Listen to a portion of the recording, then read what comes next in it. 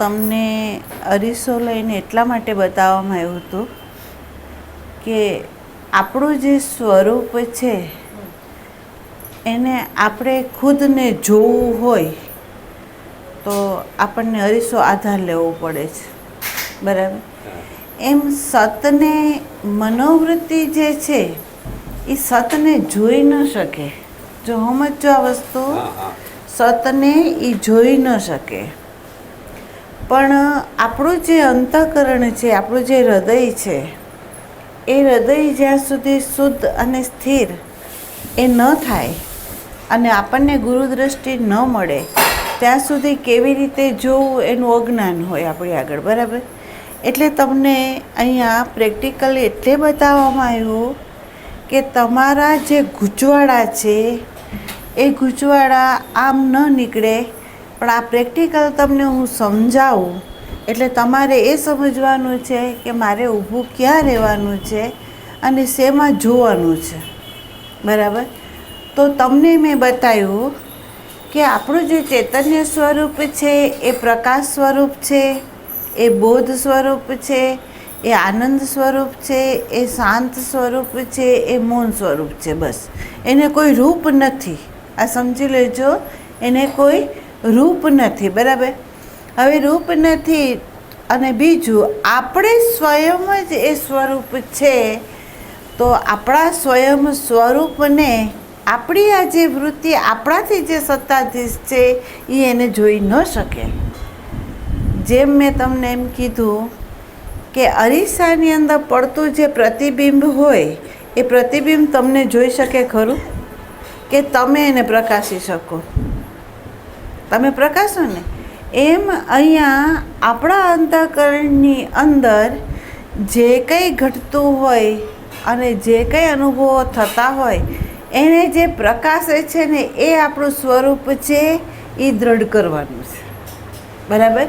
જો આપણું સ્વરૂપ ત્યાં પ્રકાશરૂપ ના હોય, બોધરૂપ ના હોય, તો આપણા અંતઃકરણની અંદર ચાલતા સંકલ્પો, વિકલ્પો, વિક્ષેપો અથવા સમાધિની સ્થિતિ એને પ્રકાશે છે કોણ? આપણે જ પ્રકાશીએ છીએ, આપણા સિવાય કોઈ બીજું પ્રકાશતું નથી. એટલે આપણે ઊભું ક્યાં રહેવાનું છે તમને કાલે જ પરમ દિવસે જ મેં સમજાવ્યું હતું કે આપણે જે સત છે ત્યાં ઊભું રહેવાનું છે. અને આ જે અરીસો છે એટલે આ જે હૃદય છે, આ જે સૂક્ષ્મદેહ છે, આ જે અંતઃકરણ છે એની અંદર બે પ્રકારના આભાસ પડશે. એક તમારા ચૈતન્યના સ્વરૂપનો સ્વભાવ જે હશે એ સ્વભાવ અનુસાર એ પ્રતિબિંબ પાડશે. અને બીજું જે છે કે જે સમાજે આપેલો ઢાંચો છે એ ઢાંચા અનુસાર આપણો અહંકાર નામરૂપવાળો છે એ જે પરિબળોને લઈને ઊભું હોય એ પરિબળ અનુસાર એ અભિવ્યક્ત અંદર કરતું હોય, બરાબર? એટલે આપણે પ્રકાશવાનું શું છે તો કે આપણા અંતઃકરણની અંદર જે પરિબળો ઊભા થાય છે એને જે જાણે છે એ જાણનારો હું છું, જે જણાય છે એ અંતઃકરણમાં જણાય છે અને એ પ્રકૃતિ છે એ હું નથી. બસ અહીંયા દ્રઢ કરવાનું, બરાબર? એટલે ગૂંચવાડો એ છે કે મને અનુભવ કેમ નથી થતો? અરે ભાઈ, તારો અનુભવ પ્રતિબિંબ રૂપે થાય પણ બિંબ રૂપે તું પોતે છો તો એ કેવી રીતે થાય, બરાબર? એટલે અહીંયા કહેવામાં શું આવે છે કે ઘણા લોકો એમ કહે કે એને આત્મ સાક્ષાત્કાર થયો, બરાબર? તો આત્મ સાક્ષાત્કારનો અર્થ એમ થાય છે કે આ જે અરીસો હતો એની અંદર જન્મ જન્માંતરના એવા સંસ્કારો હતા કે જે સંસ્કારના આધારે આપણે આપણું પોતાનું જ આભાસિક જે સ્વરૂપ છે એને આપણે જોઈ શકતા નહોતા, બરાબર? આપણો આનંદ, આપણી શાંતિ, આપણો અજ્ઞાનરૂપી અંધકાર દૂર અખંડ થતું નહોતું. જવલે જવલે વચ્ચે જેમ સેજ વાદળ હટે અને સૂર્યનો કિરણનો જેમ પ્રકાશ આવી જાય એવી રીતે આપણા અંતઃકરણની અંદર અમુક સમયે શાંતિનો અનુભવ, અમુક સમયે આનંદનો અનુભવ એ ઝબકી જાય પણ અખંડ રહેતું એ નહોતું, બરાબર? એટલે અખંડ નહોતું રહેતું, આવતું જતું જે વસ્તુ છે એને આપણે સ્વીકારતા નથી, પણ સતત અનુભવમાં જે આવે છે એને આપણે માનીએ છીએ, બરાબર? એટલે આપણું આ સ્થૂળ બોડી જે છે એ ઇન્દ્રિયોના માધ્યમ દ્વારા આ નામ અને રૂપને એ જોઈ શકે, સ્થૂળ પદાર્થને જોઈ શકે છે, પણ આપણું જે અંતઃકરણ છે, આપણું જે હૃદય છે, એ શું કરે છે તો કે એ આ સ્થૂળ સ્વરૂપને નથી જોઈ શકતું, પણ તમારી અંદર રહેલા જે હાવભાવ હોય, સૂક્ષ્મ રીતે તરંગો જે હોય એનું ફિલિંગ્સ એ કરી શકે છે, બરાબર. અને એ ફિલિંગ્સ કરીને આપણને એ બતાવે છે. પણ સ્વરૂપ એનું બતાવી શકે. કેમ? તો ચેતનાના આધારથી એ ચેતન બનતું છે ને સાધન છે, બરાબર. અને સાધન હંમેશા જડ હોય, સાધન કોઈ દિવસ ચેતન ના હોય, બરાબર. એટલે અહીંયા દ્રઢ કરવાનું છે કે આપણા અંતઃકરણની અંદર આપણે આપણું પોતાનું જ સ્વરૂપનો અનુભવ અંદર કરવો છે. તો એ કેવી રીતે થાય? તો જેમ જેમ જેમ જેમ આપણો અહંકાર પાતળો થતો જાય તેમ તેમ શાંતિ, આનંદ, પ્રેમ આપણી અંદર ધીમે ધીમે ધીમે ધીમે ધીમે ધીમે અંદર લાંબા કાળ સુધી એ પ્રકાશમાન રહે, બરાબર. એટલે અત્યારે કેવું છે? લબુક ઝબુક છે. પૂરેપૂરી અખંડ સ્થિતિ આપણી અંતઃકરણની અંદર નથી. એ બતાવે છે કે અવરોધક પરિબળ અંદર છે, બરાબર. એ જ બતાવે છે, બરાબર.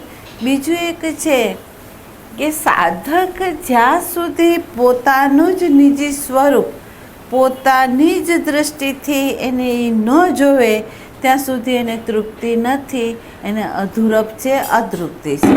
ત્યાં સુધી એની અંદર શંકા, કુશંકાઓ બધું જ છે અંદર, બરાબર. એટલે એ વસ્તુની અંદર હંમેશા ધ્યાન દેજો. આ પંખો બંધ કરી દો, આ બાજુ નથી ને. એટલે આની અંદર તમારાથી જેટલું બને ને એટલું દ્રઢ તમે કરજો એમ. આ તમને વારંવાર હું એટલા માટે સમજાવું છું કે ચાવી તમારી જ નીકળવી જોઈએ, ચાવી બીજાની હવે જરૂર નથી આપણને. આપણી ચાવીથી આપણે તાળું ખોલવું છે, બરાબર. તો તાળું ખોલવું હોય તો 3 વસ્તુને આપણે ધ્યાનમાં રાખવાની છે. અને 3 વસ્તુ શું? તો આ સાધન છે, આ સાધનની અંદર કંઈ જ નથી. સ્વરૂપ છે એની અંદર એ કંઈ નથી. આપણું જે સૂક્ષ્મ દેહ છે ને બસ એની અંદર જ બધું છે, બરાબર. આપણા નિજી સ્વરૂપને આભાસિક રૂપે દર્શન પણ આપણા નિજી સ્વરૂપ નહીં, આપણને આ હૃદય જ બતાવશે. અને જગત જે છે એના પરિબળો જે રીતે વ્યાપેલા છે એના અનુભવો આપણને હૃદય જ બતાવશે.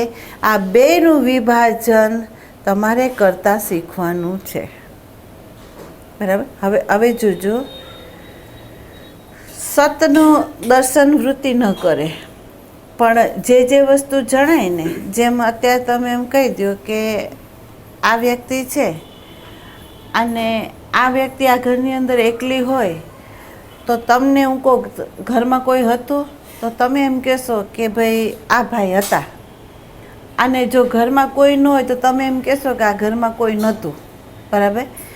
હતા અને નહોતા એ બેને જાણ્યું કોણે? તમે.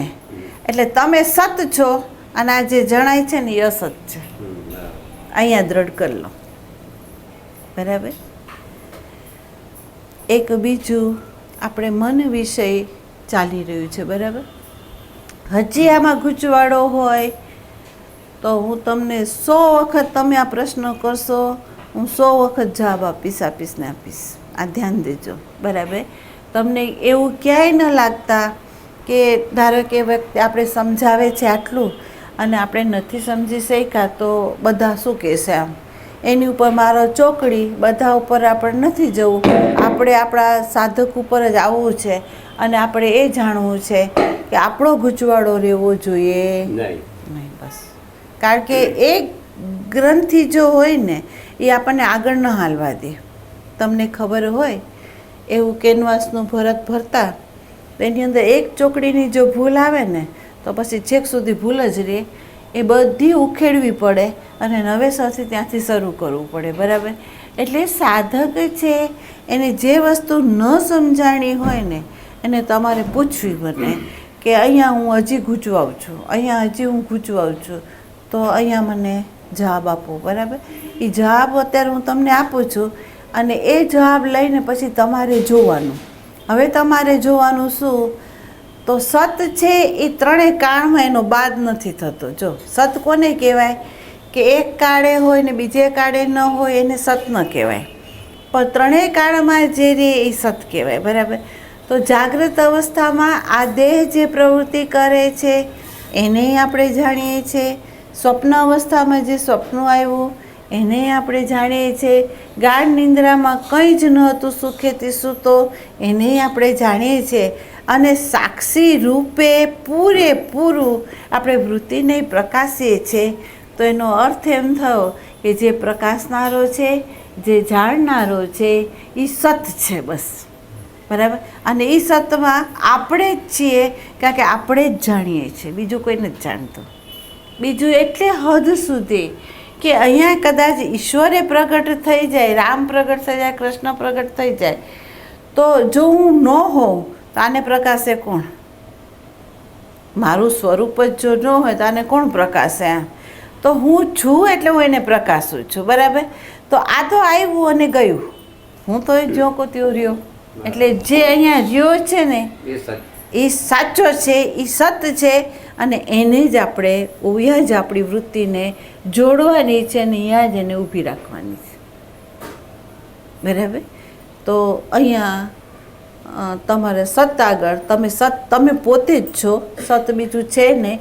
સતને શોધવાનો નથી, શોધને વૃત્તિ શોધી ન શકે, વૃત્તિ એનું દર્શન ન કરી શકે, કારણ કે એ પોતે જડ છે. તમને ખ્યાલ હોય, એક વખત આ દ્રષ્ટાંત આપ્યું છે કે પહેલાંના જમાનાની અંદર કન્યાને વરના લગ્ન થતાં તે વખતે એને બતાવવામાં નહીં આવતા. છોકરો કે છોકરી એકબીજાને મળતા નહીં, મા બાપો સગાઈ નક્કી કરે, લગ્ન કરી લે, ત્યાં સુધી બેના મિલન ન હોય. એટલે કન્યા હોય એ એવું વિચારે કે મારો વર કેવો હશે, અને વર હોય એવું વિચારે કે મારી પત્ની કેવી હશે. બરાબર. આગળના જમાનામાં એકબીજાને જોઈને સગાઈ કરતા નહોતા, મા બાપ જોતા અને છોકરા પરણતા. બરાબર. તો જે વૃત્તિ છે એ બંનેની અંદર એવી છે. શું છે? ઓએ પહેલો એમ વિચારે છે પત્ની કેવી હશે, પત્ની એવું વિચારે છે કે પતિ કેવો હશે. બરાબર. સતત વૃત્તિ એની અંદર છે. લગ્ન થાય એ વખતે ઘૂંઘટનો રિવાજ હતો કે લાજ કાઢીને જ પરણાવે અને લાજ પતિ જ ઊંચકે. બરાબર. તો એ વખતે કન્યાને એવું હતું કે હું વરને જોઈ લઉં, અને વરને એવું હતું કે હું પડદો ઉઠાવું એટલે હું એને જોઈ લઉં. બરાબર. તમને બધાને ખબર હશે કે જો પુરુષ પડદો ઉંચકે તો સ્ત્રી એની સામે આંખ ન જોડી શકે, એની આંખ નીચી વળી જાય, એની આંખ નીચી થઈ જાય, કારણ કે એ લજ્જાશીલ છે. બરાબર. પુરુષ એને જોઈ લે છે. બરાબર. એવી જ રીતે આ વૃત્તિ સાધક અવસ્થામાં શોધવા નીકળી છે. પતિરૂપ જે પુરુષ છે, જે પરમાત્મા છે, એને જોવા નીકળી છે વૃત્તિ. બરાબર. હવે આ વૃત્તિ જઈ રહી છે એને જોવા માટે. ઘટના એવી ઘટશે કે એક ક્ષણ એવી આવશે કે અજ્ઞાન રૂપી પડદો અચાનક હટી જશે, અને જોશે કોણ? તો કે આ વૃત્તિને આત્મદેવ જ એને જોશે અને એને પ્રકાશ છે, કારણ કે વૃત્તિ આત્મદેવને પ્રકાશી શકતી નથી. બરાબર. એ ત્યાં જ ખરી જાય છે. એટલે આવો છે વૃત્તિ અને આત્માનો સંબંધ. બરાબર. એટલે સત છે એ વૃત્તિને જોઈ લે છે, વૃત્તિ સતને નથી જોતી. બરાબર. એટલે આટલી વસ્તુને તમારે દ્રઢ કરી લેવી. હવે આમાં શંકા હોય તો કહો. જા સ્પષ્ટ કરી લેજો, એને સતત ચિંતનમાં રાખજો, સતત પ્રેક્ટિકલની અંદર વિચારજો એને કે મારી અંદર સંકલ્પ વિકલ્પ ઉઠે છે, મારા હૃદયની અંદર ભાવો ઉઠે છે, મારી બોડી છે ક્રિયા કરી રહ્યું છે, શ્વાસા ચાલી રહ્યા છે, કંઈ નથી એવી સ્થિતિનો અનુભવ કરી રહ્યો છે, એ કોણ છે? તો કે જે જાણનારો છે તે હું છું, અને જે જણાય છે એ આ સાધનમાં જણાય છે, એ હું નથી. આ દ્રઢ કરું. બરાબર. બીજું, તમને ખ્યાલ હોય તો આપણે મન વિશે અત્યારે કેટલા વખતથી આપણે સત્સંગ કરી રહ્યા છે કે આ મન કેવું છે, એનો સ્વભાવે ભૂત અને ભવિષ્યમાં ભટકવું છે, વર્તમાનમાં એનું રહેવાપણું નથી.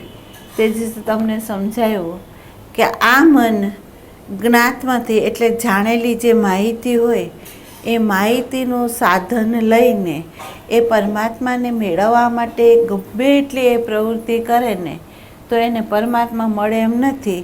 તો એને મળે શું? તો કે પરિધિનો જે અહંકાર છે ને એ જ એનો ઘન થાય, પણ એનું લંગર છૂટતું નથી, એટલે એ અજ્ઞાતમાં પ્રવેશ કરી શકતું નથી. આ મનને જે અહંકારના કેન્દ્રમાંથી ઉઠતું હોય, અહંકારના આધારમાંથી એ ઉઠતું હોય, તો એ મનની સાધના બધી જૂઠી. કઈ દૃષ્ટિકોણે? તો કે અધ્યાત્મ દૃષ્ટિકોણે એ જૂઠી છે. એ સાધન પ્રકૃતિ અને પ્રકૃતિનું ઐશ્વર્ય તમને આપી શકે, પણ તમારો આત્મદેવનો બોધ એ ન કરાવી શકે. આ લખી લેવું. બરાબર. શાસ્ત્ર ગમે એટલા વાંચો, સાધન ગમે એટલું કરો, પણ જે અહંકારનું કેન્દ્ર છે ત્યાંથી લંગર જો આપણું છોડીએ નહીં તો સાધના આગળ જઈ શકે એમ જ નથી. બરાબર. એ દ્રઢ કરી લેવું કે આપણે અહંકારનું મૃત્યુ કરવાનું છે, આત્માનું નહીં. બરાબર. તો અહંકારનું મૃત્યુ થાય કેવી રીતે?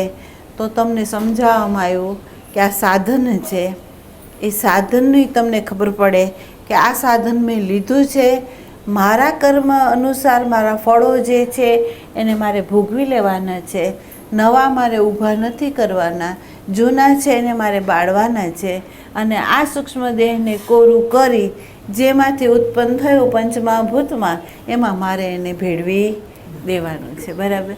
હવે એ ભેળવતા આપણને જ્યાં સુધી સાચી દૃષ્ટિ ન મળી હોય ત્યાં સુધી એવું છે કે જે લોકો સંપ્રદાયમાં નથી ગયા, જે ધર્મમાં નથી ગયા, જેણે શાસ્ત્ર નથી વાંચ્યા, જેને હજી ઈશ્વરની પ્રાપ્તિ કરવાની ઈચ્છાઓ નથી થઈ, એવા જે બાળકો છે, એવા જે સાધકો છે, એ લોકોને તો કેવું છે, ખાલી સંસારમાં જેમ પશુ છે, ખાય છે, પીએ છે, ફરે છે, હરે છે, બાળકો પેદા કરે છે, સૂવે છે, જાગે છે, અને એની જે નિત્યક્રમની જે પ્રવૃત્તિ હોય એ પ્રવૃત્તિમાં રચ્યા પચ્યા છે. એના અંતઃકરણની અંદર કોઈ સંઘર્ષ નથી, એની અંદર વિષાદ નથી, એની અંદર તાપ નથી, કારણ કે એ તો પૂરેપૂરી એની ઈચ્છા પ્રમાણે એ બાયોલોજિકલે મશીનવત થઈને જીવી રહ્યો છે, કારણ કે હજી એની અંદર પોતાના સાધનનું પોતે ઉપયોગ હજી જાણતો નથી, એટલે સાધન એનો ઉપયોગ કરી રહ્યો છે, અને એ એવું માને છે કે હું ભોગવી રહ્યો છું, હું કરી રહ્યો છું, મારામાં જ્ઞાન છે, એવું એ માને છે. બરાબર. પણ જે બાળકોને કંઈક તાપ લાગ્યો અને એમાંથી એને દૂર થવું છે, તો એવા બાળકો જે હોય એ ક્યાંક કોકના સંઘની અંદર અથવા કોઈ પુસ્તક આવી જાય અને એમાંથી એ વાંચે અને એ ગતિ કરે ધર્મમાં જવા માટે, સાધનામાં જવા માટે, જે સાધન મળે એનો આધાર લેવા માટે તત્પર થાય, પણ હજી એની આંખ ખુલ્લી નથી, એ અનુસરણમાં છે. જેમ બાળકને કે સ્લેટ લે, પેન લે, તો બાળક લે. બાળકને આપણે કહીએ કે આ છે બોલો, તો એ એમ બોલે, પણ હજી એની સમજમાંથી એ બોલતો નથી. આપણે જે કહીએ છીએ એનું જ અનુસરણ કરે છે, એ પોપટની જેમ પડે છે. બરાબર. એમાં આપણે જ્યાં સુધી આપણી આંખ નથી ખુલ્લી ત્યાં સુધી આપણે પોપટ જેવા જ છીએ. બરાબર. તો એવા જે સાધકો છે એની અંદર તાપ છે, એની અંદર તાપ છે. બીજું એક છે કે એને રસ્તો નથી, એ રસ્તો બિચારો કરી નથી શકતો. કેમ? તો એને ગૂંચવાડો એ છે કે આ વ્યવહારમાં રહેવું કે પછી આમ જોવું, મારે ક્યાં જવું, કારણ કે વચ્ચે છે, એ બેયમાં પગ એના છે અત્યારે. બરાબર.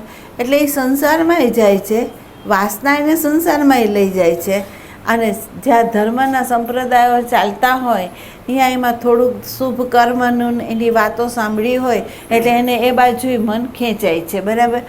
તો એ બે વચ્ચે ઝોલા ખાતો સાધક છે. અને આ સાધકના અંતઃકરણની અંદર કુરુક્ષેત્રના મેદાનમાં જેમ મહાભારતનું યુદ્ધ છે એવું સાધકના અંતઃકરણની અંદર આ મહાભારત જેવું યુદ્ધ ચાલી રહ્યું છે, બરાબર. એટલું ચાલે છે કે એ ન તો પૂરેપૂરો સંસારનું સુખ લઈ શકે છે કે ન તો પૂરેપૂરો એ આશ્રમ કે સંપ્રદાય અથવા ધર્મ અથવા સગુણ ઇષ્ટનું સુખ લઈ શકે છે. એ કેમાંય પૂરો નથી, બરાબર. આમાંય અધૂરો છે, આમાંય અધૂરો છે, બરાબર. હવે એની જે દશા છે ને એ કેવી દશા છે કે આપણને રીતસર ખબર પડે છે કે ત્યાંય એ આનંદ નથી લૂંટી શકતો, અહીંયાય ઉદાસ થઈ જાય છે. એટલે ઘણી વખત એવા જે સાધકો હોય એ એવા નિરાશ થઈ જાય, એવા શક્તિહીન થઈ જાય અને મુંજારો અપનાવે અને સાચો રસ્તો એને ન મળે. તો અહીંયા આપણે એ દૃષ્ટિ લેવા માંગીએ છીએ કે બધું હોવા છતાં સતનો ખીલ્લો આપણને પ્રાપ્ત થાય, સંસારનોમાં આવીને જે પ્રારબ્ધ છે એ ભોગવાઈ જાય અને આપણો સૂક્ષ્મ દેહ કોરો થાય અને જીવન મુક્તિનો લાવો એ લઈ શકે, એ સાચી દૃષ્ટિ તરફ આપણે ગતિ કરી રહ્યા છે, બરાબર. તો તમને અહીંયા પ્રથમ આ સમજાયું કે ભાઈ આ સાધન છે એની ચિંતા ન કરો, આત્મદેવની ચિંતા નથી કરવાની, મુક્તિની ચિંતા નથી કરવાની, કારણ કે આત્મા તો મુક્ત જ છે, બરાબર. આપણે મુક્ત થવાનું છે, આપણા અંતઃકરણની અંદર પડેલા જે વાસનાના બીજો છે ને એનાથી મુક્ત થવું છે, બરાબર. જ્યાં સુધી વાસનાના બીજોથી આપણે મુક્ત ન થઈએ ત્યાં સુધી સૂક્ષ્મ દેહની મુક્તિ નથી. આત્મા મુક્ત છે, એને ક્યારેય બંધન નથી. આ લખી લેવાનું, બરાબર. દ્રઢ ત્યાં ઊભા રહેજો, હું સત છું, સત છું, સત છું, બરાબર. અસત શું છે તો કે મારી અંદર રહેલા જે સ્મૃતિ અને જે સંસ્કાર છે એ જ બસ એટલો જ પાર્ટ છે, એ અસત છે, એનું મૂળ નથી, એ બહારથી થોપાયેલું છે, બરાબર. એટલે અત્યારે આપણે એક વસ્તુને સમજવાનું છે કે પ્રથમ આપણને અંધકારમાં ફેંકનાર કોણ? પ્રથમ જ આમ તો આપણને એવું ખબર પડે છે કે બેહોશ મા બાપ હોય અને બેહોશ મા બાપના આંગણામાં આપણો જન્મ હોય તો એ મા બાપ આપણને પ્રથમ નામકરણ કરાવીને હું અને મારું શીખવાડે છે. જોજો, હું અને મારું શીખવાડે છે કોણ?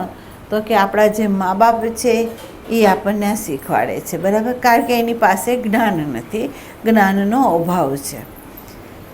ઘણા વર્ષો પહેલાં એવું હતો વ્યવહાર કે જેની અંદર પુરુષો ગુરુદ્વારે જઈને 25 વર્ષ અધ્યાત્મનું જ્ઞાન લેતા, ગ્રહસ્થી કેમ જીવવી એનું એ જ્ઞાન લેતા, કર્મ કઈ રીતે કરવું એનું જ્ઞાન લેતા અને પછી ગ્રસ્તાશ્રમમાં પ્રવેશ કરતા. તો એવા જે વ્યક્તિઓ હતી એના આંગણામાં આપણને બધાને ખબર છે સાધક, ભક્ત, સંત, અવતાર એના આંગણામાં રહેમાં છે, સુરવીરો રહેમાં છે. કેમ? તો એના 25 વર્ષ ગુરુદ્વારમાં ગયા હતા, ગુરુદ્વારમાંથી જ્ઞાન લઈને ગ્રસ્તાશ્રમમાં પ્રવેશ કર્યો હતો. તો એ ગ્રસ્તાશ્રમની અંદર ઉચ્ચ પ્રકારનું બાળકને એ અવતાર લાવી શકે અને બીજું એક છે કે એને એ બોધ આપી શકે, જે બોધની અંદર પૈસાનું કે ઇમેજનું મૂલ્ય ના આપતા, પરમાત્માનું મૂલ્ય, આત્મદેવનું મૂલ્ય એ લોકો આપતા, બરાબર. અત્યારે એવી પ્રથા નથી, નષ્ટ થઈ ગઈ છે. આપણને બધાને ખબર છે કે ગુરુદ્વારે શિક્ષકો શું આપી રહ્યા છે, ઘરે મા બાપો શું આપી રહ્યા છે, આપણી આસપાસ જે વસ્તુઓ આવે છે એમાં ટીવી છે, પુસ્તકો છે, છાપાઓ છે, એ એવા પરિબળો લાવે છે કે જેની અંદર આપણા અહંકારને મળતી બધી વસ્તુઓ એની અંદર છે, પણ આત્માને મળતી એકેય વસ્તુ એમાં નથી, બરાબર. તો હવે આપણે સજાગ ત્યાં થવું છે. એક હું છે, એક મારું છે, બરાબર. હવે હું અને મારું તમે જોજો આના મૂલ્યાંકન વધારે કોણે દીધા?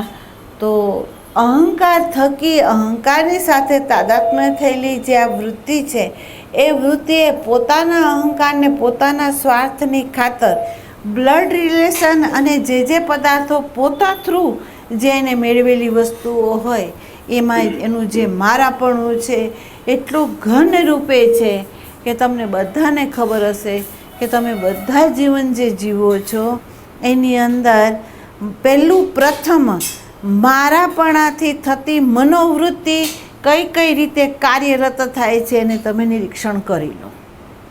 મારું બાળક, મારું ઘર, મારા છોકરા, મારો પૈસો, મારા કપડાં, એ મારાપણાની અંદર આ મન છે એ કેવી ચાલાકી કરે છે, એ બાળકોને કેવા ઉપદેશો આપે છે, કઈ રીતે એ જૂઠાણું કરે છે, કઈ રીતે એ વ્યક્તિને શોષી લે છે અને શોષીને એ ક્યાં ઊભો રહે છે? તો કે પોતાનું જે મારાપણું છે ને એને પોષવામાં આવી રહે છે.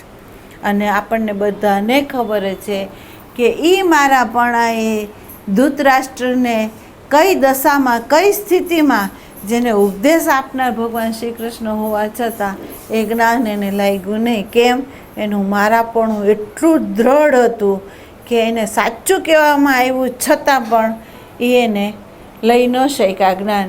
તો આપણને બધાને ખબર છે એ ઘટના શું ઘટી. એમ જે એની ઘટી, શું આજે આપણા અંદર ધૃતરાષ્ટ્ર નથી?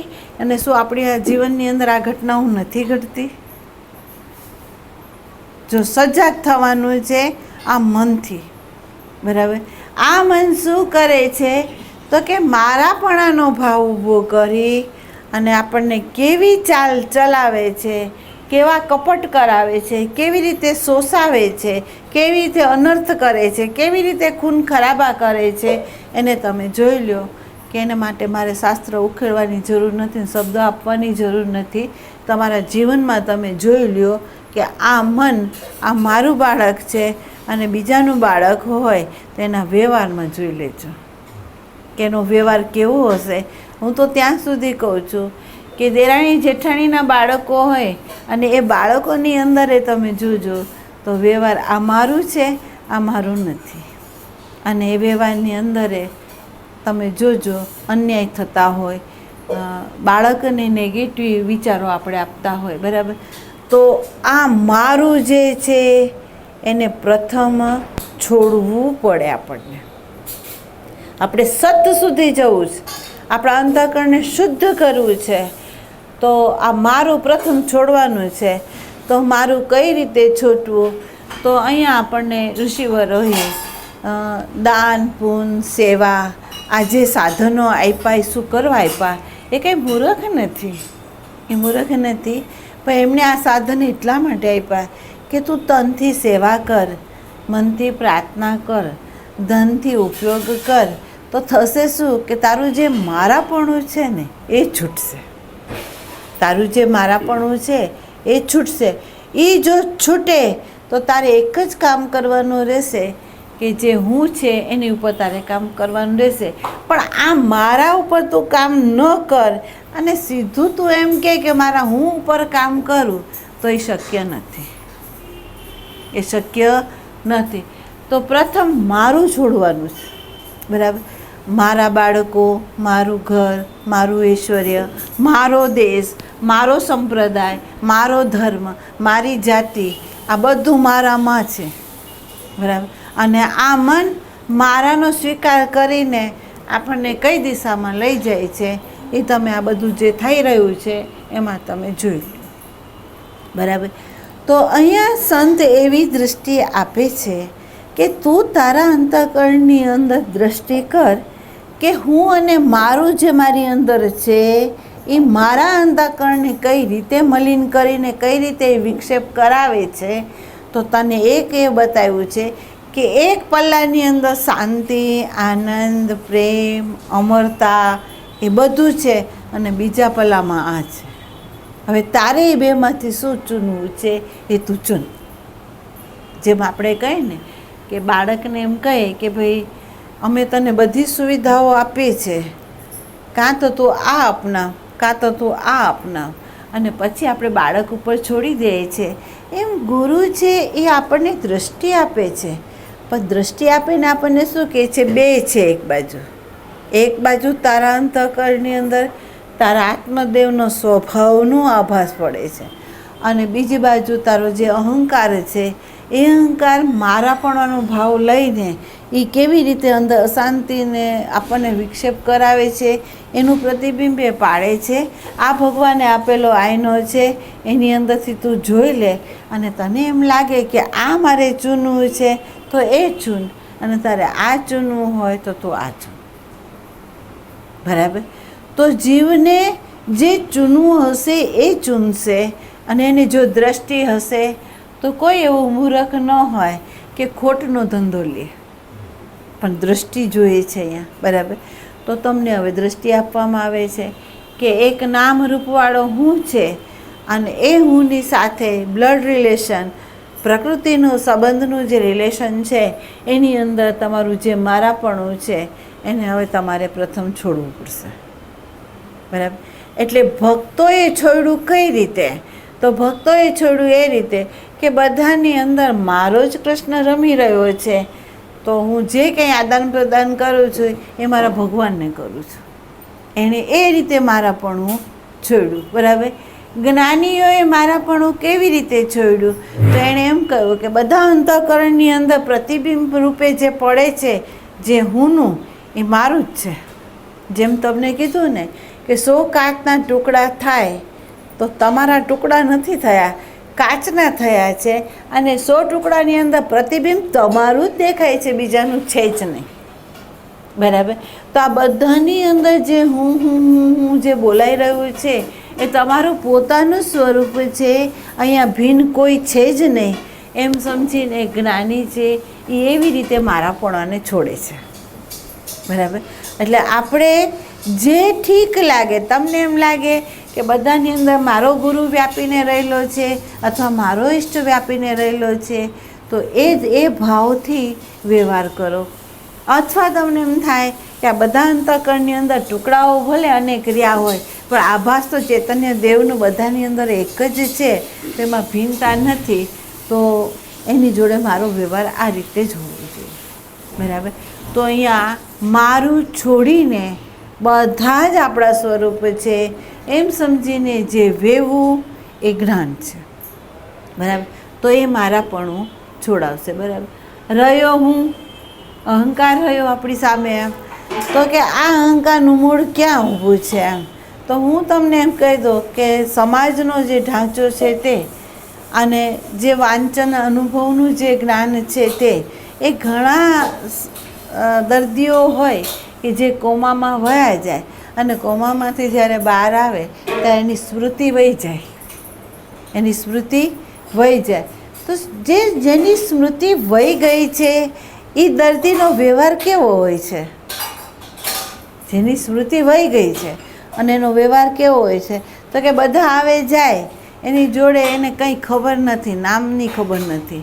બરાબર? એના સંબંધની એને ખબર નથી. એટલે જે સમયે જે આવે ને એની સાથે એને જે વ્યવહાર કરવો ગળે કરે, પણ એની સાથે વિચાર હોતો નથી, એની અંદર સંસ્કાર હોતો નથી, એની અંદર એની સ્મૃતિ હોતી નથી.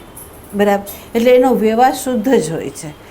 અહીંયા એમ કહે છે કે આપણી સ્મૃતિ હોવા છતાં આપણને એવી ખબર હોવી જોઈએ કે આ સ્મૃતિનો મારે ઉપયોગ જ કરવાનો છે.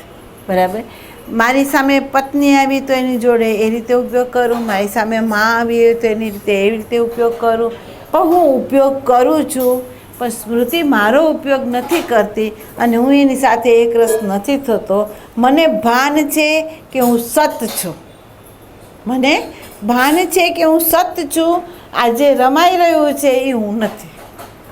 ભલે પતિ રીતે રમતી હોય તોય ભલે, મા રીતે રમતી હોય તોય ભલે, બાળકની અંદર બેન તરીકે રમતી હોય તોય ભલે, પણ એને સતત ખબર શું છે કે હું સત છું, હું આ નથી. બરાબર? અને એવી રીતે એ રમે છે. તો ધીમે ધીમે ધીમે ધીમે તમને કહેવામાં આવ્યું છે કે જેમ વ્યવહારની અંદર પ્રસંગ ઘડાય, આપણી અંદર અંકુર ફૂટે, અને એ અંકુરને આપણે એનર્જી ના આપીએ તો એ બળીને ભસ્મ થઈ જાય છે. એમ આપણું જાગરણ જે છે, સતમાં જે આપણું સ્થાન છે, એ શું કરશે તો બારે વ્યવહાર જેમ નટ હોય એ કરે છે, જેમ આપણે કહીએ છીએ ને એક્ટર હોય એ કરે છે, એવી રીતે આપણે વ્યવહાર કરશું, પણ અંદર આ સાચું છે એમ કરીને નહીં કરીએ. એ ભાન સતત રહેશે આપણને, જો આપણે સતત સતમાં રહેતા હશું તો. બરાબર. તો ધીમે ધીમે એની અંદર એવી શક્તિ આવે, એવો પ્રકાશ આવે કે એ આ અહંકારનો સંગ છોડતો જાય અને સતના સંગમાં એ રહેતો જાય. બરાબર. તો હવે આ અહંકાર જે છે એ કેવી રીતે રમે એમ તો મારે તમને એનો દાખલો આપવો નહીં પડે. તમે બધાએ રામાયણ વાંચ્યું છે અને એની અંદર રામ જે રહેતા છે એ રીતે એણે જ્યાં જ્યાં જરૂર પડી ત્યાં ત્યાં એને નામરૂપી અહંકારનું જે કામ કરવું ઘટે એ કર્યું, પણ ઊભા ક્યાં રહ્યા? સતમાં. બરાબર. એમ આપણે જ્યાં વ્યવહાર જે રીતે કરવો પડે, સમાજમાં જાઓ તો સમાજની રીતે કરો, ઘરમાં હો તો ઘરમાં રીતે કરો, અહીંયા સત્સંગમાં હોય તો સત્સંગની રીતે કરો, પણ ભાનમાં રહીને કરો. શું? તો બેભાન ક્યાં થઈએ છે? સતમાં. અને આપણે અહીંયા સતમાં ભાનમાં રહીને આપણે આ વ્યવહાર કરવાનો છે. કે એ વ્યવહાર કેવો હશે તો તમને ચોખ્ખું કહી શકું કે તમે એક વખત જો આ વ્યવહાર કરો તો તમને પોતાને ખબર પડશે કે જેમ કમળનું પાન છે એની પર બૂંદ પડે તો જ્યાં સુધી હલે નહીં ત્યાં સુધી, હેલું એટલે ખરી ગયું, એને પાનને ભીંજવું નથી. એમ તમારા અંતઃકરણને કોઈ પણ વ્યવહાર છે એ રાગ, દ્વેષ, કામ, ક્રોધથી ભીંજવી શકે એમ નથી. કેમ? તમે ઊભા છો સતમાં. બરાબર. સત છે એ એનું સ્થાન છે અને સતને કોઈ ભીંજવી ન શકે, સતને કોઈ બાળી ન શકે, સંતને કોઈ સત જે છે ને સંતાપ આપી ન શકે, કારણ કે જે કંઈ છે એ અંતઃકરણમાં છે અને અંતઃકરણમાંય નથી. અંતઃકરણ તો જે વસ્તુ જેવી છે ખાલી બતાવે છે. ધારો કે અરીસો હોય તો અરીસાની સન્મુખ જે કોઈ જાય અને એના પ્રતિબિંબ એ પાડે તો અરીસાનું કામ છે જે કંઈ આવે જાય એને બતાવવું, બસ એટલું. અરીસામાં કંઈ નથી. બરાબર. એમ આપણું અંતઃકરણ છે એ ફિલિંગ્સ કરીને આપણને બતાવે છે, સ્પંદન કરીને આપણને બતાવે છે, પણ ખરેખર અંતઃકરણની અંદર છે કંઈ નહીં. એનો સ્વભાવ છે આપણને ભાન કરાવવું, એનો સ્વભાવ છે પ્રકૃતિ જેવી છે ને એવી બતાવી, એનો સ્વભાવ છે કે સામા વ્યક્તિના ભાવ, સામા વ્યક્તિના વિચાર, સામા વ્યક્તિનો વ્યવહાર કેવો છે ને બસ એ બતાવવું એનું કામ છે. બરાબર. અને એ બતાવે એટલે એની ઉપર કૂદી ન પડો, એની ઉપર આક્રમણ ન કરો, એના માટે નેગેટિવ વિચારને અભિવ્યક્ત ન કરો. એનું તો આટલું જ કામ છે ને એણે આપણને બતાવ્યું તો આપણને ખબર પડી ને કે વ્યવહાર કેમ કરવું. જો એણે ન બતાવ્યું હોય તો આપણને શું ખબર પડે કે આપણે વ્યવહાર કેમ કરવો. બરાબર. તો આ અંતઃકરણ અણમોલ સાધન છે અને એનું અણમોલ સાધનનું કામ પરમાત્માએ આ કર્યું છે કે માનવ તું પ્રકૃતિને ઓળખ, માનવ તું તારા સ્વરૂપને ઓળખ, અને હવે વ્યવહારમાં કઈ રીતે પ્રેઝન્ટ મોમેન્ટમાં તારે વહેવું એ તને તારો આઈનો બતાવશે, બીજા કોઈ બતાવવાની જરૂર રહેશે નહીં. બરાબર. હવે તમે એમ જુઓ કે તમારી જે જાત છે, તમારો જે અહંકાર છે, તમારી પ્રકૃતિનો જે સ્વભાવ છે, એના માટે બીજાને બોલાવવાની જરૂર પડશે, શાસ્ત્રને વાંચવાની જરૂર પડશે કે ગુરુને કહેવાની જરૂર પડશે કે તમે ખુદ જ એને જોઈ શકશો. તમે ક્રોધી છો, તમે લોભી છો, તમે પ્રેમી છો, તમે રાગી છો, તમે દ્વેષી છો, એ બીજા કહેશે કે તમે કહેશો. બરાબર. તો આપણે આપણો આઈનો શુદ્ધ કરવો છે, આપણો આઈનો સ્થિર કરવો છે અને આપણી જ સતની જ દૃષ્ટિથી એને જોવું છે. બરાબર. અને જો એ જોવાનું શરૂ કરે તો સાચી સાધનાની શરૂઆત અહીંથી થાય છે, ત્યાં સુધી થતી નથી. બરાબર. એટલે અહીંયા તમારે ઊભું રહેવાનું છે, અહીંયા તમારે સતત દ્રઢ થવાનું છે કે જાણનાર હું છું, જે જણાય છે એ હું નથી. પ્રકાશનાર હું છું, જે પ્રકાશાય છે તે હું નથી. આમ તમે જુઓ તો તમે અજવાળામાં છો, તમે મુક્ત છો, જે વ્યાપકથી અતિ વ્યાપક હોય એને પ્રકૃતિ કોઈ દિવસ બાંધી શકે ખરી? કોકે એમ કીધું કે આ માયા એવી પ્રચંડ છે, એને અમે કેવી રીતે એની પાર ઉતરી શકીએ? પણ હું એમ કહું છું કે એ વસ્તુ તમને એમ કહે છે કે તમે મને પકડો, કે તમે પકડો છો? ધારો કે અહીંયા 1000ની નોટ મૂકી હોય તો 1000ની નોટ કૂદીને મને પકડવા આવે છે કે હું એને પકડું છું?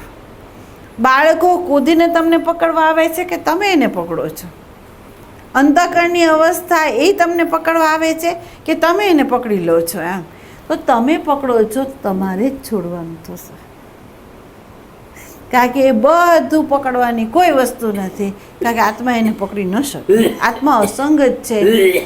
આમ તમે જુઓ તો એ વ્યાપક છે, અને વ્યાપકને આધારે રહેલી જે આ પ્રકૃતિ છે એના થકી ચેતનવંતી છે, તો એ તમને બાંધે કઈ રીતે?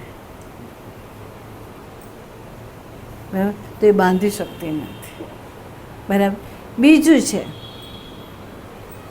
અંતઃકરણની અંદર એક તો હું ને મારું છે. એને ધારો કે આપણે સમજ્યા તો પહેલાં મારું કાપવું પડે, પછી જ હું ને કાપવાનું આવે. એમ તમે કૂદકો મારવા માંગો સતમાં તો એમ કૂદકો લાગે નહીં. એટલે તમારે એ જોવું પડશે કઈ કઈ વસ્તુઓ મને બાંધે છે. તમારે એ જોવું પડશે કે કઈ કઈ એવી વસ્તુઓ છે કે જે મને બાંધે છે, કઈ કઈ એવી વસ્તુઓ છે કે મારા હાથમાંથી છટકી જાય અને મને પ્રોબ્લેમ થાય છે. બરાબર? તો શબ્દ હોય તો ભલે, સ્પર્શ હોય તો ભલે, રૂપ હોય તો ભલે, રસ હોય તો ભલે, ગંધ હોય તો ભલે, અને પ્રકૃતિનું ઐશ્વર્ય હોય તો ભલે, આનું નિરીક્ષણ તમારે ખુદને કરવાનું છે અને એની ઉપર કામ કરવાનું છે. તમને ખ્યાલ નહીં હોય, તમને સમજાવ્યું હતું કે વિમલાતાઈને બ્રાહ્મણત્વના જે સંસ્કાર હતા એને કાઢતા 10 વર્ષ થયા. બ્રાહ્મણના જે ગુણધર્મ હોય એને કાઢતા એને 10 વર્ષ થયા, જેને આત્મ સાક્ષાત્કાર થઈ ગયો હતો અને છતાંય. બરાબર? તો તમે વિચાર કરો કે આપણી અંદર તો નાની ચમચી કે સોય હોય એનું મૂલ્ય છે. બરાબર? આપણી અંદર 1 રૂપિયાનું મૂલ્ય છે. આપણે એના માટે બધાને ખબર છે કે બાપ દીકરાને મારી નાખે છે અને દીકરો બાપને મારી નાખે છે, આ વસ્તુની ખાતર. બરાબર? તો આપણી અંદર જુઓ કે ક્યાંક આપણે આપણા આત્મદેવનું ખૂન તો નથી કરતા ને? આ પદાર્થની ખાતર, સંબંધની ખાતર, જે આ જન્મે ઊભા થયેલા છે એની ખાતર તમે આત્માનું ખૂન તો નથી કરતા ને, તમે તમારી શાંતિનું ખૂન નથી કરતા ને, તમે તમારા પ્રેમનું ખૂન નથી કરતા ને. તમે જોઈ લો.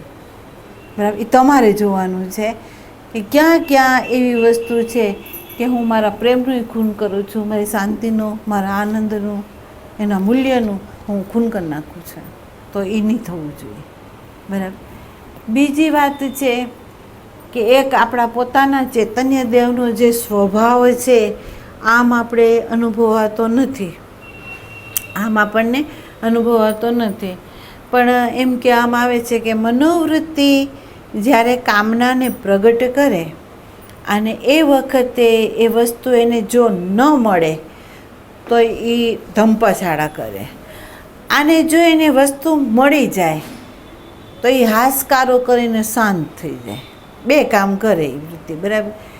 જ્યારે એ શાંત થઈ જાય ને ત્યારે આત્માનું પ્રતિબિંબ એની અંદર પડે, અંતઃકરણની અંદર, અને એને શાંતિનો, સંબંધમાં અનુકૂળતા હોય તો એ વખતે એને પ્રેમનો, કોઈ વસ્તુ પદાર્થ પ્રાપ્ત થઈ હોય તો એ વખતે આનંદનો એ અભિવ્યક્ત વિશેષ રૂપે આપણા અંતઃકરણમાં થાય.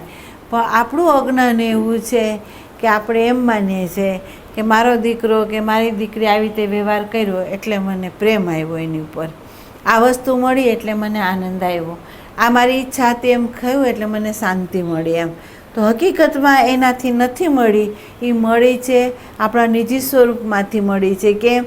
તો એ વખતે ધમપછાડા કરનારું જે આ મનોવૃત્તિ હતી એ શાંત થઈ ગઈ, એટલે સ્થિર પાણીની અંદર આપણા ચૈતન્ય દેવનું અંદર પ્રતિબિંબ પડ્યું. બરાબર? પણ આપણને ખ્યાલ ન રહ્યો કે આ મારા આત્માનું છે અને આત્માનો અનુભવ મને થયો. પણ આપણે માનીએ છીએ કે આ વસ્તુથી થયો છે. જેમ તમને કહ્યું ને કે શ્વાન છે એ હાડકું ચાવે, લોહી એમાંથી જ પોતામાંથી જ નીકળે અને એ માને હાડકામાંથી નીકળું. એમ આપણને આપણા આત્મામાંથી શાંતિ, આનંદ, પ્રેમનો અનુભવ મળે છે અને આપણે માનીએ છીએ કે આમાંથી મને મળ્યું. બરાબર? તો અહીંયા આપણે ચેતી જવાનું છે કે એમાંથી આપણને ખરેખર એક સાદી ભાષામાં કહે છે કે મરેલી માં હોય એમાંથી દૂધ ના આવે, એમ આ પ્રકૃતિ છે એ મૃત પાય છે, એમાંથી આનંદ, શાંતિ, પ્રેમ ક્યારેય ન મળે, ક્યારેય ન મળે અંદર. એટલે અહીંયા આપણે દ્રઢ થવું છે કે અહીંયા શાંતિ મળી, આનંદ મળ્યો એ સ્થાનને લીધે મળ્યો કે પછી મારી મનની ઈચ્છા હતી એ મને મળી ગઈ એટલે મળ્યું. તો આમાંથી મળે છે એ અજ્ઞાનને દૂર કરજો અને સ્વરૂપમાંથી મળે છે એ જ્ઞાનને દ્રઢ કરજો. બરાબર? તો બહારની જે ભટકણ છે એ આપોઆપ, મૂલ્યાંકનો જે વિષયોના છે, વસ્તુના છે એ આપોઆપ ઘટી જશે. બરાબર? હા. અને બીજો શું પ્રશ્ન હતો એમાં તારો? એટલે કાલે આપણે વાત થઈ પ્રમાણે કે વ્યવહારની અંદર વિવેકની જાગૃતિ કયા અંશે રાખવી? હા, એટલે એમનો એક પ્રશ્ન હતો કે વ્યવહારની અંદર જાગૃતિ કઈ રીતે રાખવી એમ. તો તમને ખબર હોય કે સમજો વધારે કે જેવી રીતે એક હીરો છે, આપણે પિક્ચર જોઈએ જ છીએ. બરાબર? પિક્ચરની અંદર હીરો બધા રોલ ભજવે છે. પત્નીનો, વિલનનો, સજ્જનનો, બધાનો રોલ, હિંસાનો, ચોરનો, બધાનો ભજવે છે. બરાબર? એને એ રોલમાં જોઈ લ્યો અને પછી એ સ્ટેજમાંથી નીચે ઉતરે ત્યારે એને જોઈ લ્યો. તો એ સ્ટેજમાંથી નીચે ઉતરે ત્યારે એ જે રોલ ભજવતો હોય અને એમાં એ બહેનો હોય, એ સ્ટેજમાંથી નીચે ઉતર્યા પછી એ છે ખરો? તો એણે જાગૃતિ ક્યાં રાખી?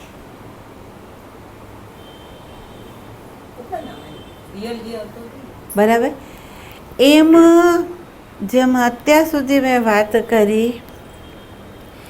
કે ચાહે પત્ની સાથે હો, ચાહે બાળક સાથે હો, ચાહે સમાજ સાથે હો, ચાહે સંપ્રદાય સાથે હો, ચાહે ગુરુ સાથે હો, બરાબર, જેની સાથે સન્મુખ તમે થાવ એ વખતે તમારે ભાનમાં એ રહેવાનું છે કે સત હું છું,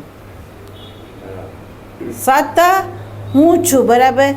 અને અત્યારે જે હું શિષ્ય તરીકે રોલ ભજવું તોય ભલે, પતિ તરીકે ભજવું તોય ભલે, આડોશ પાડોશ તરીકે ભજવું તોય ભલે, પણ એ મારો રોલ છે, એ મારો ખાલી રોલ છે, બાકી આ મારું સ્વરૂપ છે, આ નથી. બરાબર? બીજું ધ્યાન ત્યાં એ રાખવાનું છે કે અહીંયા આપણે આ સાધન અણમોલ જે છે એ મેળવું છે એટલા માટે કે આપણો જે સૂક્ષ્મ દેહ છે એને કોરો કરવા માટે મેળવો છે. બરાબર? એની જમા ઉધારી જે છે એને પૂરી કરવા માટે મળ્યો છે, પણ નવી ઊભી કરવા માટે નથી મળ્યો. અહીંયા સંત સજાગ એ કરાવવા માગે છે કે નવું ન કરતા હોવું, જે છે એને પૂરું કરો. કેમ? આ દુકાનને બંધ કરવી છે આપણે. કોકે કીધું કે આ ધંધો બંધ કરવો છે, તો ધંધો બંધ કરનારો જે ધંધાદારી વ્યક્તિ જે છે એ શું કરશે? તો જ્યાં જમા છે ત્યાંથી ઉઘરાણી કરી લેશે અને જ્યાં આપવાના છે ત્યાં આપી દેશે અને લેતી દેતી પૂરી થઈ જશે એટલે એ તાળું મારશે ત્યાં. બરાબર? એમ આપણો જે સૂક્ષ્મ દેહ છે એ આ પૃથ્વી ઉપર આવીને એની જે લેતી દેતી છે એ એને પૂરી કરવાની છે, એને તાળું મારવાનું છે. બરાબર? પણ તમને ખબર હોય એવી અણઘડ વ્યક્તિ હોય કે જેને વ્યવહારનો વિવેક ન હોય, જો આ જાણજો બહુ વસ્તુ, જેનો વ્યવહારનો વિવેક ન હોય એ વ્યક્તિને ખબર હોવા છતાં એનો જે વ્યવહાર હોય એવો હોય કે છેલ્લે આપઘાત કરીને મરવાના વારા એને આવે. કોને? તો આપણે એમ ખબર પડે કે 500 રૂપિયા આપણી આવક છે, બરાબર. અને 500 રૂપિયાની આવકમાં 1000 રૂપિયાનો જો એ વ્યક્તિ ખર્ચ કરતી હોય તો એ જીવી શકે ખરું?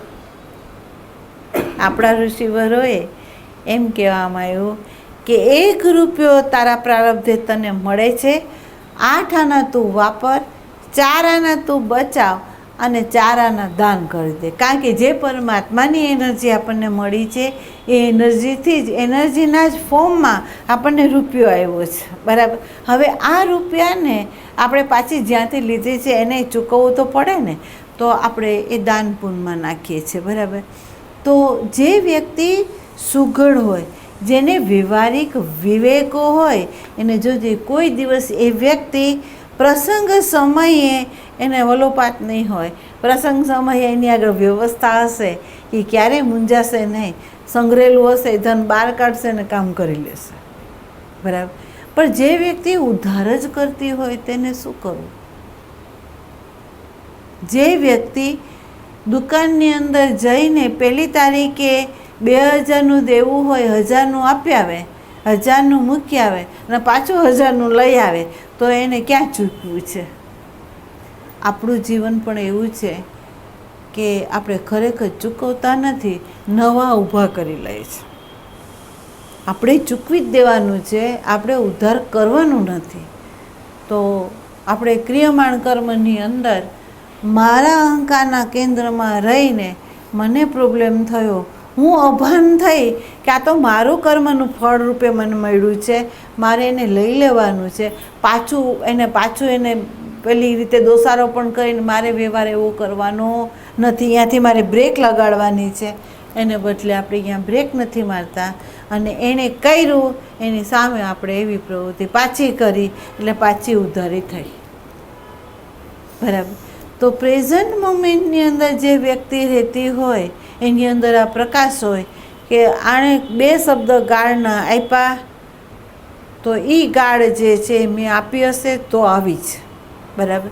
અને આવી છે તું આને લઈ લો, મારે એને પાછી બીજી ગાળ આપવાની નથી. અહીંયા એ સજાગ છે, નવું ઊભું કરતું નથી. કેમ? તેને તાળું મારવું છે, બરાબર. એ હારેલો નથી, એ જાગેલો છે, એ વીર છે, એ ક્રાંતિ કરી રહ્યો છે અને એ ક્રાંતિની અંદર પોતાનું બધું દેવું એ ચૂકવી રહ્યો છે, બરાબર. તો આપણે કોરું જો કરવું હોય તો આ રીતે જ એ થાય, નહીં તો ના થાય. બીજું એક છે કે તમને ખબર હોય તો અહીંના લોકોને ખબર હશે કે નથી ખબર, પણ અમારા સૌરાષ્ટ્રમાં તો બધાને ખબર હોય કે લગ્ન પ્રસંગ હોય, ઉજાગરો કરવાનો હોય તો ચોપાટ માંડે. રજવાડામાં એ ચોપાટ રમાતી, જેની અંદર સોગઠા મુકાતા.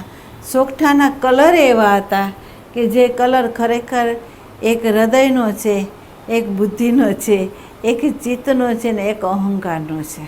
એની અંદર લાલ, લીલો, પીળો અને બ્લુ આ 4 કલરના સોગઠા હોય, બરાબર. એમાં એવું રમતની અંદર એવું હોય કે જે ઘરમાં હોય ને એને કોઈ મારી ન શકે, ઘરની બહાર હોય ને એને તમે મારી શકો. જોજો, આ વિચારજો, ચોપાટની ગેમને વિચારજો કે જે સોગઠી ઘરમાં હોય ને એને કોઈ ન મારી શકે, ઘરની બહાર હોય એટલે એને મારી શકે. મૂળ ઘરમાં એવી વ્યક્તિ જઈ શકે કે જેને માયગા દાણા મળતા હોય. રમનારો હોય એ જીતે કોણ?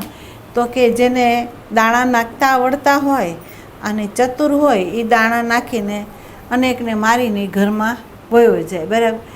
તો 4 સોગઠી જેની ઘરમાં વહી ગઈ હોય મૂળ ઘરમાં, અને બીજા 3 હજી રમતા હોય, એટલે એને એમ થાય કે હવે મારા તો માયગા દાણા છે, બરાબર, તો હું પાછી કાઢીશ તો મને વાંધો આવશે નહીં.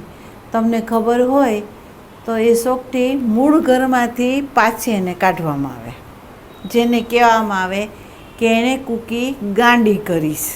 જો આ રમત છે જે રજવાડાઓમાં, દરબારોમાં, રાજરાણીઓમાં રમતા, રાજા ને રાણીઓ એમ.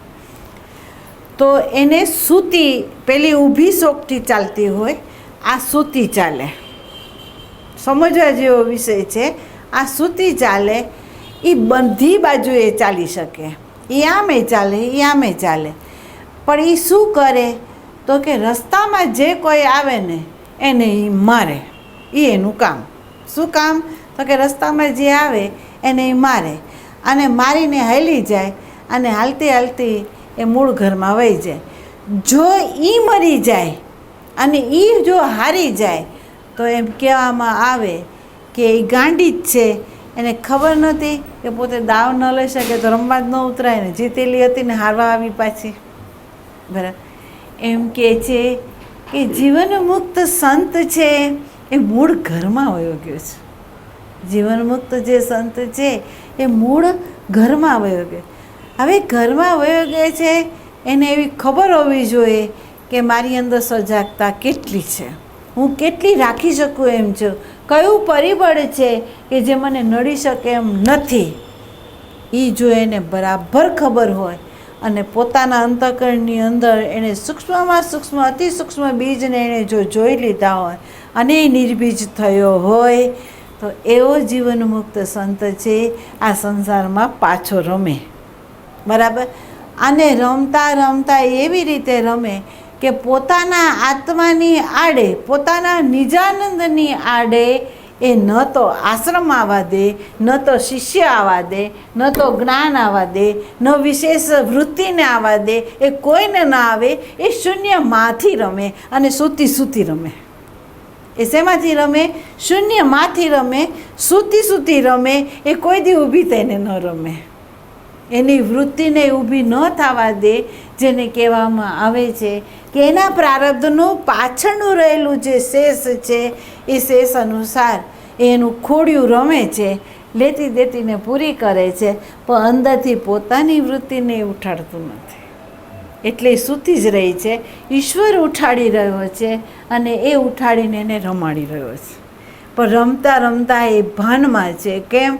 તો આડે આવે એને મારી લે છે.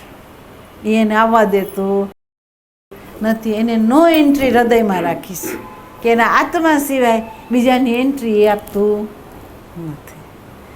આને કહેવાય શીલવંત સાધુ, કે જે સાધુનું અખંડ વર્તમાન છે, એનું વર્તમાન ક્યારેય બદલાતું નથી. અને એમ કહે છે એવું જે સત છે એ શીલવંતાવાળું છે, એ સાધુતાવાળું છે. અહીંયા વૃત્તિ વારંવાર વારંવાર નમી રહી છે, એનો સંગ એ કરી રહી છે અને એમાં સંગની સાથે જ વહી રહી છે. આ સ્થિતિએ આપણે જોવું છે. તો સજાગ આપણે ક્યાં થવું પડશે? સતના ખીલે રહીને પ્રથમ મારું તોડો, પછી હું તોડું. બરાબર. તો વ્યવહારની અંદર તમારી જાગૃતિ એક જો એક્ટર રાખી શકતો હોય, ભલે એ હજી આત્મા સુધી નથી ગયો, પણ પોતે જે છે એને એ વિસ્મૃતિ નથી કરતો, તો આપણે તો સત્સંગમાં આવ્યા અને આપણને કહેવામાં આવ્યું કે તમે સત છો, તો આપણે વિસ્મૃતિ શું કરવી જોઈએ? બરાબર. આપણે આ જગતનું સ્ટેજ, આપણું આયુષ્ય પૂરું થશે એટલે આપણે છોડવાનું જ આવવાનું છે. તો છોડતી વખતે આપણું મૂળ સ્વરૂપની જો વિસ્મૃતિ નહીં હોય તો મુક્તિ છે, અને જો વિસ્મૃતિ હશે તો બધાને ખબર છે કે ગતિ શું થશે. બરાબર. તો આવી તમે દૃષ્ટિ રાખીને હાલો. બરાબર. અને આમાંય પ્રશ્ન હોય તો તમે જ્યારે અહીંયા આવો ત્યારે પૂછી શકો છો પ્રશ્ન. બીજું એક છે, મને પ્રશ્ન જીવંત જોઈએ છે, મને કોઈ શાસ્ત્રના, કોઈ ભજનના, કોઈ સાખીઓના નથી જોતા. તમે જે પ્રેક્ટિકલ હાલો ને એમાંથી ગૂંચવાડો થાય ને એ તમે મને પૂછો.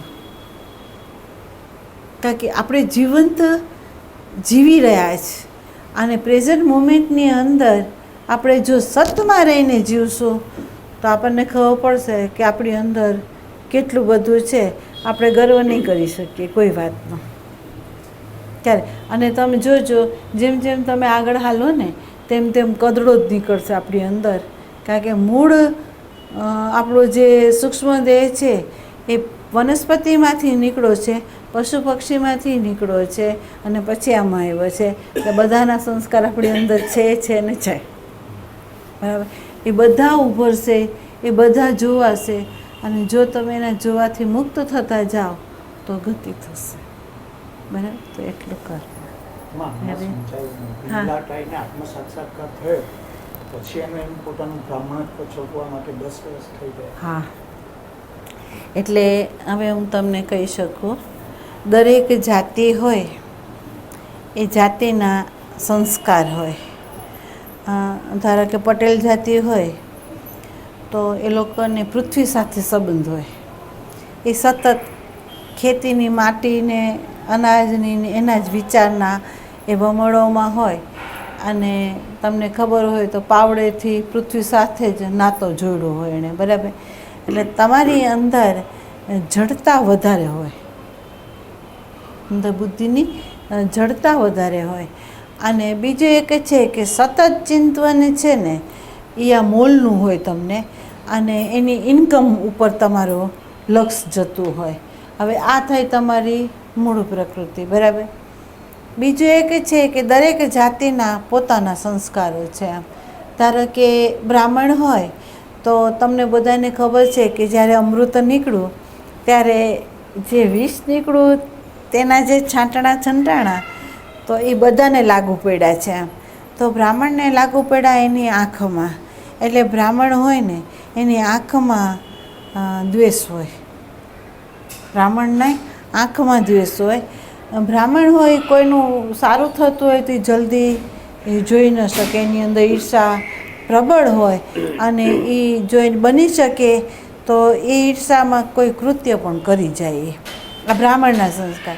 બીજું એક છે કે લેવું એના સંસ્કાર છે, આપવું એના સંસ્કાર એમ ના થાય. બરાબર?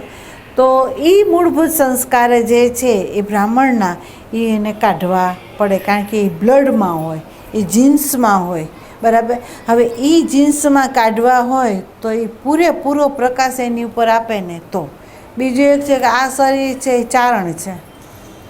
આ શરીરના સ્વભાવમાં એક વસ્તુ એવી છે કે એની અંદર કોઈ પણ અસત્ય વસ્તુ આવે ને, અસત્ય કોઈ સામે આવે ને તો એ જીરવી ન શકે.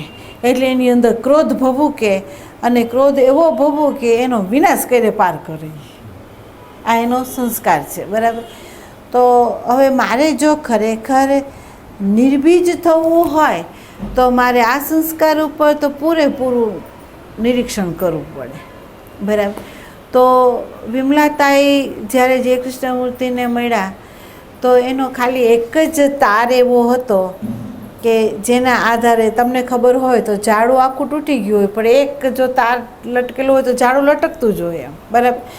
એમ વિમલાતાઈનું એવું હતું કે બધું છૂટી ગયેલું પણ એક સૂક્ષ્મ તાર વિનોબા ભાવેની સાથે સર્વોદયના કાર્યકર તરીકે જોડાયેલો તાર હતો. બરાબર? અને જય કૃષ્ણમૂર્તિના એક જ લેક્ચરની અંદર એને ખબર પડી કે હું તો બદ્ધ છું, હું સર્વોદયના કાર્યકર તરીકે બદ્ધ છું, એના નીતિ નિયમને હું તોડી નથી શકતી. બરાબર? એટલે હું બંધાયેલી છું અહીંયા એમ. તો આ હું જ્યાં સુધી તોડું નહીં ત્યાં સુધી મારી મુક્તતા આવે એમ નથી. કારણ કે એમ તો બધું જ હતું. કારણ કે એમ કહે છે કે ભગવાન શ્રી કૃષ્ણ આવીને પ્રસાદી આપતા, એ હવામાંથી પ્રસાદી કાઢતા બહાર. તો આવા વિમલાતાઈ હતા. એને ખાલી કેવી રીતે શ્રવણ કર્યું હશે કે એને પેલો તાર દેખાઈ ગયો બંધાયેલો. અને ખરેખર એ જેવા ત્યાંથી આવ્યા એને બીજે દિવસે સર્વોદયના કાર્યકર તરીકેનું રાજીનામું આપી દીધું અને એવે ઠેકાણે આપ્યું કે જેનું જીવનને આજીવિકા સર્વોદયના સંપ્રદાયો આપતા હતા, ટ્રસ્ટીઓ આપતા હતા. એને જેવું રાજીનામું આપ્યું એટલે એને એ સુવિધા બધી બંધ. બરાબર? ફોરેનની અંદર એ પોતે હતા તો હવે ત્યાંથી એને રિટર્ન થવું હોય તો પ્લેનની ટિકિટ ક્યાંથી કાઢવી? એને કોણ આપે? એમ કાર્યકર તરીકે મટી ગયા. તો એવી સ્થિતિની અંદર વિમલાતાઈ આવી ગયા પણ ડૈગા નહીં. કેમ? તો કે મેં મારો જન્મ લીધો છે મુક્તતા માટે, બદ્ધતા માટે નહીં. હું કોઈના હથિયાર માટે જન્મી જ નથી એમ, બરાબર. તો એણે એ સ્વીકારી લીધું બધું, બરાબર.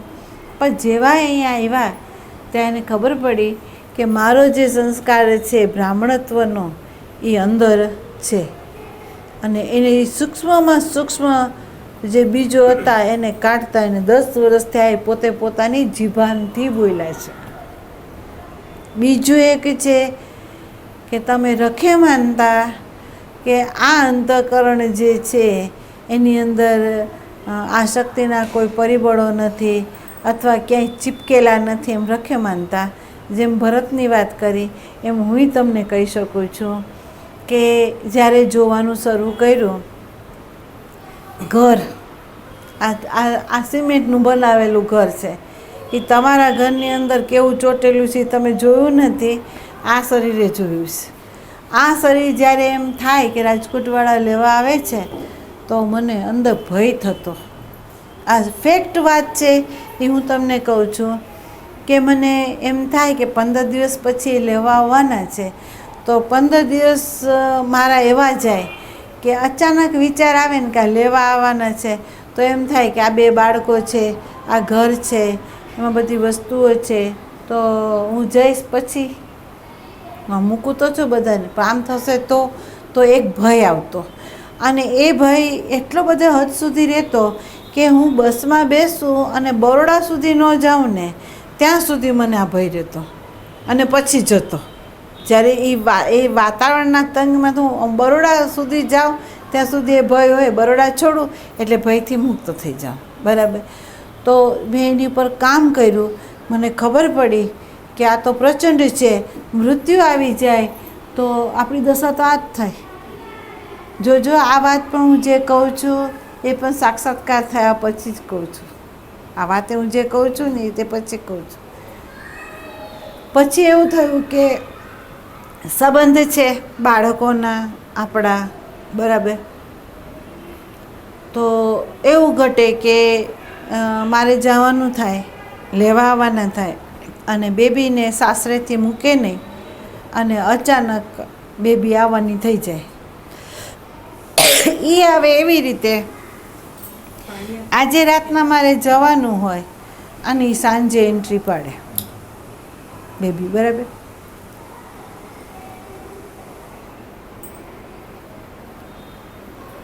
હવે પ્રશ્ન એવો થાય કે જે દુઃખમાંથી આવેલી દીકરી હોય એ માં ઝંખે, એ ભાઈ ને ભાભી ન ઝંખે, એ પિતાય ન ઝંખે, એ માં જ ઝંખે. કારણ કે એના હૃદયના દ્વાર ખોલવા હોય તો એની માં ગળે ખોલી શકે, બરાબર. ઘટના એવી ઘટે કે એ સામે આવે, મારે જવાનું થાય, બરાબર. એટલે એ મને એમ કહે કે હું આવી મમ્મી, અઠવાડિયા માટે આવી છું ને તમે વયા જવાના. એટલે એક ક્ષણ મારી પાસે જવાબ ન હોય, પણ બીજી ક્ષણે હું એને કહું કે બેટા તું એક દીકરી છો, એવી 1000 દીકરીઓ મારી સામે ઊભી છે, જેણે જે ગુરુ તત્વએ એની શક્તિ આની અંદર નાખી છે, તો એ શક્તિને માન દઉં કે સંબંધને માન દઉં, તું જ કહે તો એ પ્રમાણે હું કરું, તું કહે એ પ્રમાણે હું કરું. તો રીસર એમ કહે કે ચાલ મમ્મી તને જે ઠીક લાગે, તારો જે આનંદ હોય એમાં તું ગતિ કર. તો મેં કહું મારો આનંદ એ જો તો તમે પૂછતા હો તો મારો અહીંયા આનંદ છે, મારો આનંદ ત્યાં પણ છે, બરાબર. પણ સ્થિતિ એવી છે કે જ્યાં મને એકની સામે અનેક ઊભા છે, તો હું એકને છોડું તો વાંધો હોય એમ નથી, પણ અનેકને મારે સ્વીકારવા પડે, બરાબર. એટલે હદ સુધી કે જે આ બધા સાક્ષીઓ છે, બેબી 8 મહિનાનું બાળક લઈને આવેલી ને ત્યારે હું તો ગઈ હતી. 8 પહેલાં શ્રીમંત લઈને આવી હતી ત્યારે પણ આ શરીર ગયું હતું, બરાબર. બીજું એક છે કે રાજુભાઈના કેટલી વખત દુકાનોના અને એના બધાના ઉદ્ઘાટનો થવાના હોય, એની બધી સુવિધાઓ હું કરું, પણ આજે એનું ઉદ્ઘાટન હોય, અહીંયા માણસો આવ્યા હોય, મહેમાનો આવ્યા હોય, મને લેવા આવ્યું હોય અને હું નીકળી ગઈ હોઉં, મારે એમાં ક્રાંતિ કરવી પડે. કેમ? તો મને ખબર પડવી જોઈએ કે હું ક્યાં પલ્લામાં પગ મૂકું છું.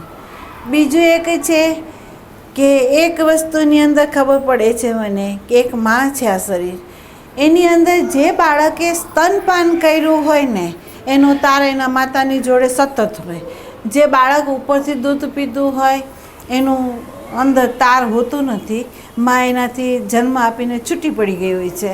તો 2 બાળકો એવા છે કે એક બાળકે સ્તનપાન કર્યું છે, એક બાળકે નથી કર્યું.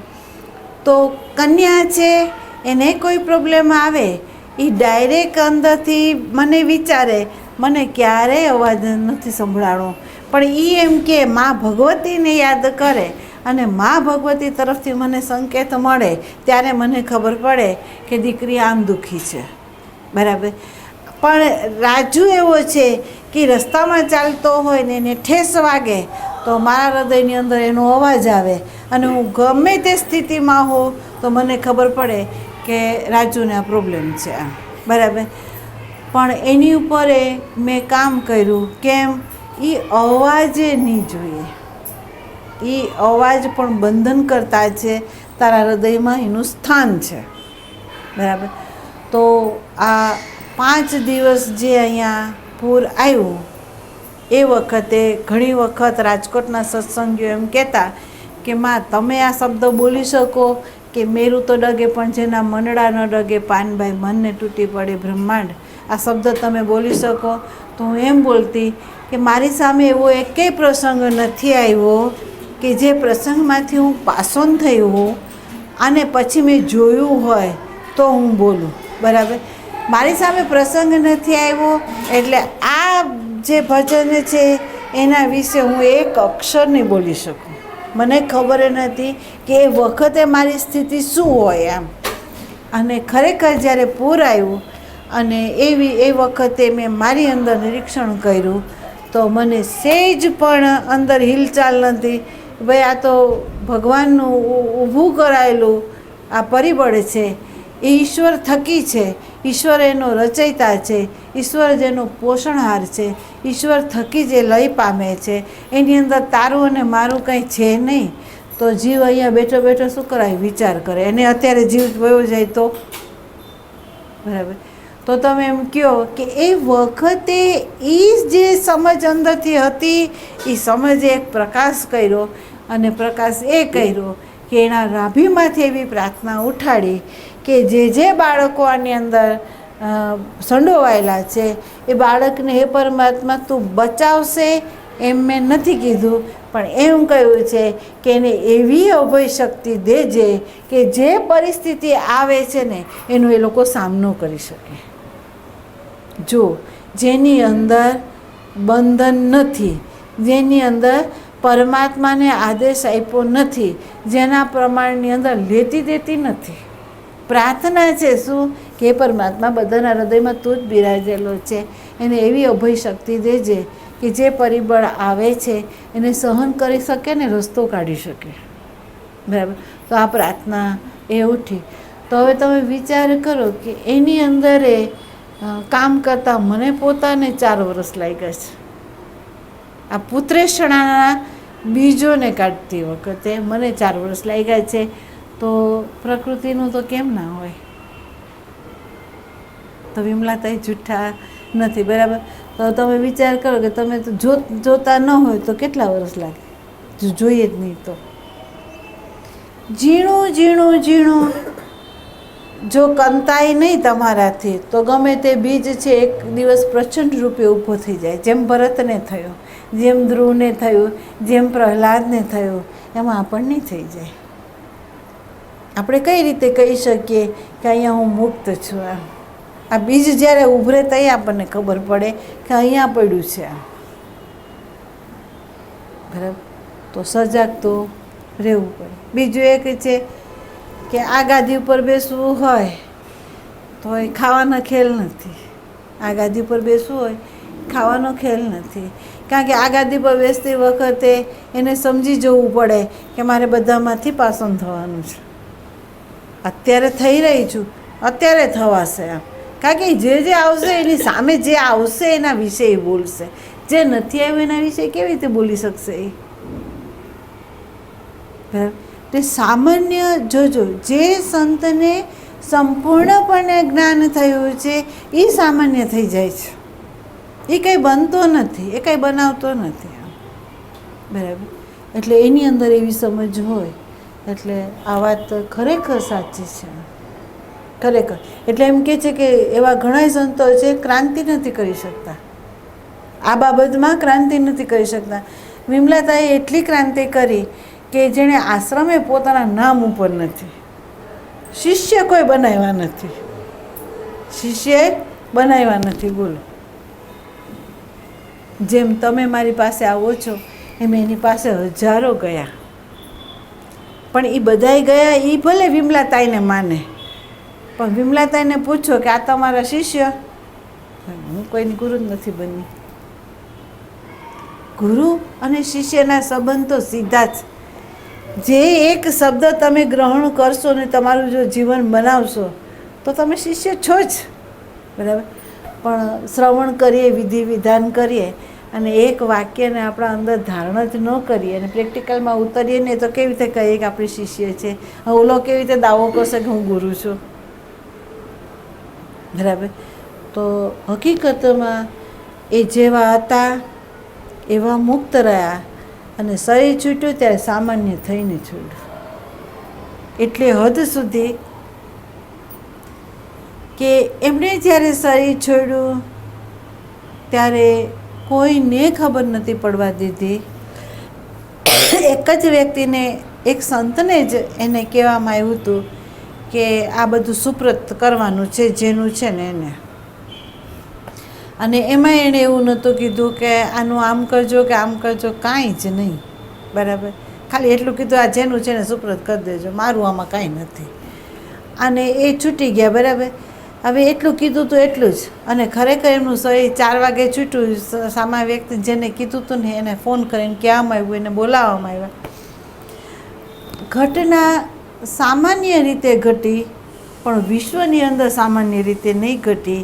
ખૂબીની વાત એવી કે જે શરીરે સંતે શરીર છોડ્યું એના અબિલ ગુલાલે છે એ ભગવાન થકી તમે જુઓ તો વિશ્વની અંદર એ ધૂળેટીને દિવસે રમાણા.